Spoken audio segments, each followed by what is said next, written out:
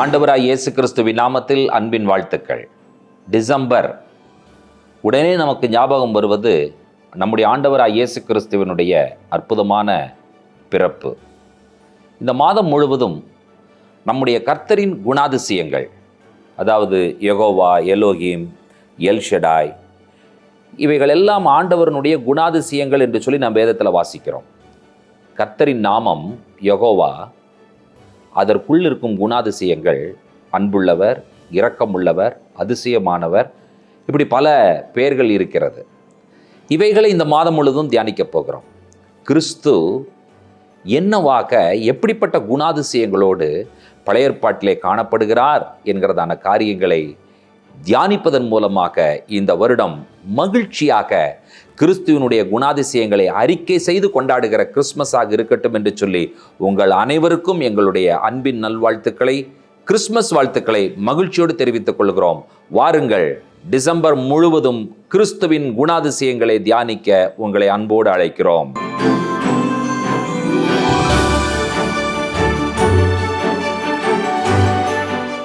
கர்த்தருடைய பரிசுத்த நாமத்திற்கு மகிமை உண்டாவதாக. இன்றைக்கான கர்த்தருடைய நாமத்தின் அற்புதமான குணாதிசயத்தை 18ஆம் சங்கீதத்தினுடைய 2ஆம் வசனத்தில் நாம் பார்க்கிறோம்.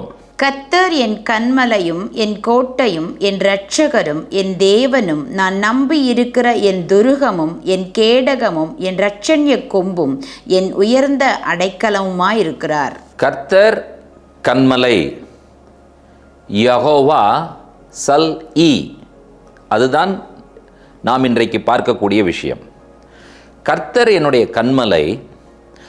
அந்த கன்மலையினால் பெறக்கூடிய பலன்கள் என்ன என்பதைத்தான் அடுத்த வார்த்தைகளில் சொல்லுகிறார். கர்த்தர் என்னுடைய கன்மலையாய் இருக்கிறபடியினால் என்னுடைய கோட்டையான பாதுகாப்பு, அது மட்டுமல்ல, துருகம், கேடகம், இரட்சண்ய கொம்பு, உயர்ந்த அடைக்கலம்.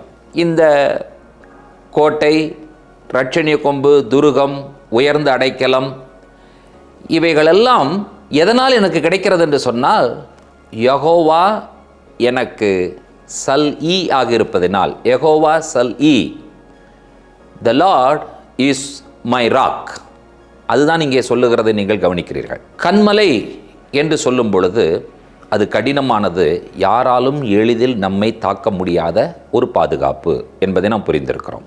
கன்மலை என்று சொல்லும் பொழுது அந்த ஸ்டெபிலிட்டி, நிலைத்தன்மை, அசைக்கவே முடியாது. நம்ம ஸ்டேபிளாக இருப்போம். கர்த்தர் என்னுடைய கன்மலையாக இருக்கும் பொழுது ஐ எம் ஸ்டேபிள்.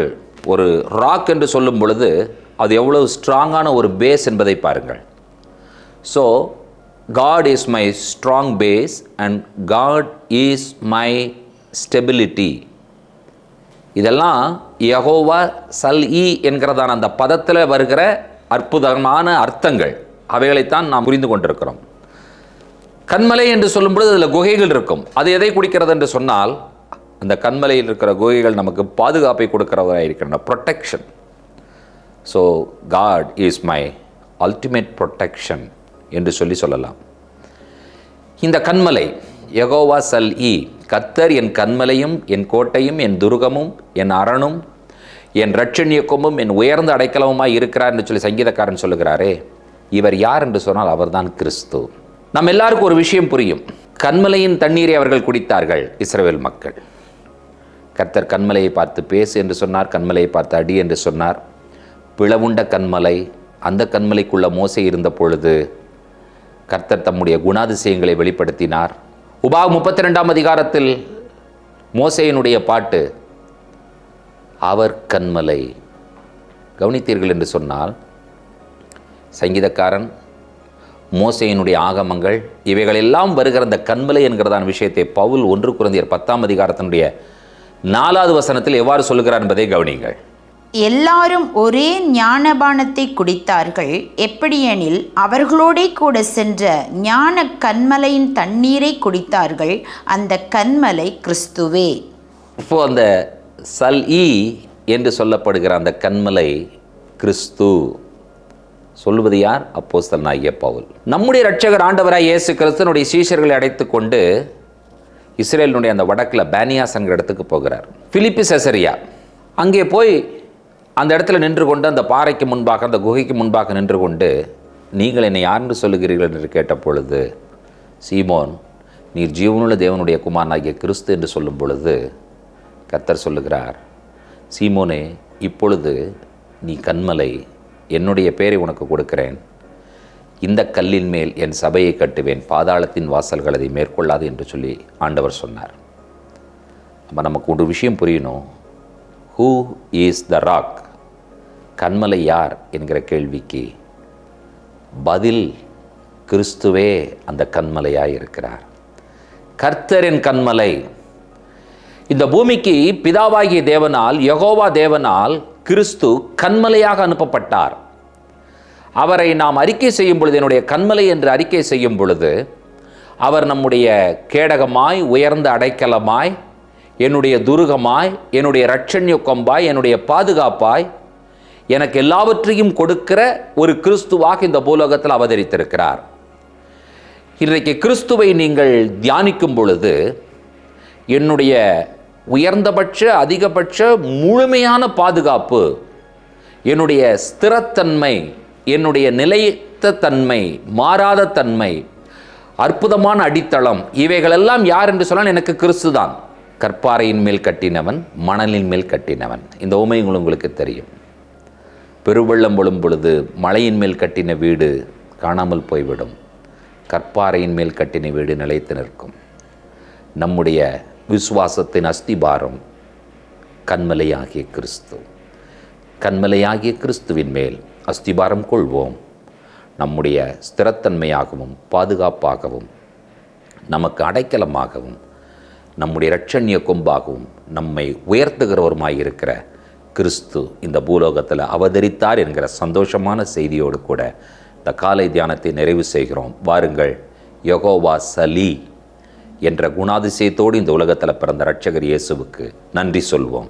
உயரமும் உன்னதமுமான சிங்காசனத்தில் வீற்றிருக்கிற எங்கள் அன்பின் ஆண்டவரே, இந்த நல்ல அற்புதமான காலை பொழுதிலே கன்மலையாகிய கிறிஸ்து எங்களுடைய கோட்டையாக, துருகமாக, அரணாக, இரட்சண்ய கொம்பாக, எங்களுடைய ஸ்திரத்தன்மையாக, எங்களுடைய அசைக்க முடியாத நம்பிக்கையாக ஆண்டவரே இந்த உலகத்தில் நீர் அவதரித்திருக்கிறீர். உம்முடைய பிறப்பு எவ்வளோ பெரிய மகிழ்ச்சி எங்களுக்கு கொடுத்து கொண்டிருக்கிறது. அதற்காக நாங்கள் நன்றி சொல்லுகிறோம். இந்த ஜெபத்தில் இணைந்திருக்கிற தேவ பிள்ளைகளுக்காக நாங்கள் நன்றி சொல்லுகிறோம். ஆண்டவரே, தகப்பனே, வாழ்க்கையிலே திக்கற்ற நிலைமையிலே, என்ன செய்வதென்று தெரியாத நிலைமையிலே தவித்து கொண்டிருக்கிற பிள்ளைகள், நீர் கன்மலை என்பதை புரிந்து கொண்டு உம்மை அறிக்கை செய்யும் பொழுது, ஆண்டவரே, நீர் வெற்றியும் ஜெயத்தையும் கொடுக்கிறவர், பாதுகாப்பை கொடுக்கிறவர், ஸ்திரத்தன்மையை கொடுக்கிறவர், நிலைத்தன்மையை, மாறாத தன்மையும் கொடுக்கிற தேவன். பிள்ளைகளுக்கு கொடுத்து வழி நடத்துங்க. தலைமுறை தலைமுறையாக ஆசீர்வதிங்க. துதி கனமையும் உமக்கே ஏறெடுக்கிறோம். இயேசு கிறிஸ்துவின் வல்லமையுள்ள நாமத்தில் வேண்டுகிறோம் பிதாவே. ஆமேன், ஆமேன். நம்முடைய கர்த்தராகிய இயேசு கிறிஸ்துவின் கிருபையும், பிதாவாகிய தேவனுடைய அன்பும், பரிசுத்த தேவாவியானவருடைய அந்யோன்ய ஐக்கியமும் சிநேகமும் நம்மளோடும் கூட கர்த்தருடைய வருகை பரியந்தம் நீடித்து நிலைத்திருப்பதாக. ஆமேன், ஆமேன். தேவ கிருபையும் சமாதானமும் பெருகுவதாக. ஷலோம்.